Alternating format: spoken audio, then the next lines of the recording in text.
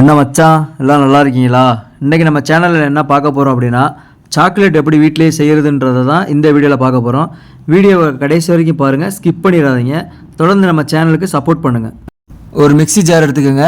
அதில் butter, kho kho powder, நாட்டு சக்கரை இது மூணுமே சரிபாதியாக எடுத்துக்கோங்க. நான் இப்போ எடுத்துருக்க அளவு 35 கிராம் எடுத்துருக்கிறேன். சுடுதண்ணி இருக்கிற ஒரு பாத்திரத்தில் மிக்ஸி ஜார் எடுத்து வச்சிங்க அப்படின்னா நம்ம மிக்ஸ் பண்ணி வச்சுருக்க அந்த மூணுமே மெல்ட் ஆக ஆரம்பிச்சிடும்.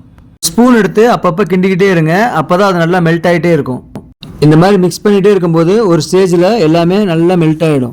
நெக்ஸ்ட்டு ப்ராசஸ் பார்த்தீங்க அப்படின்னா, இந்த மிக்ஸி ஜாரை மிக்சியில் வச்சு நல்லா கிரைண்ட் பண்ணிக்கிடுவோம். இது எதுக்காக நம்ம கிரைண்ட் பண்ணுறோம் அப்படின்னா, நல்லா ஸ்மூத்தியாக வரும். நம்ம கிரைண்ட் பண்ண சாக்லேட்டை ஒரு பட்டர் தரமான பவுலுக்கு மாற்றிக்கிடலாம்.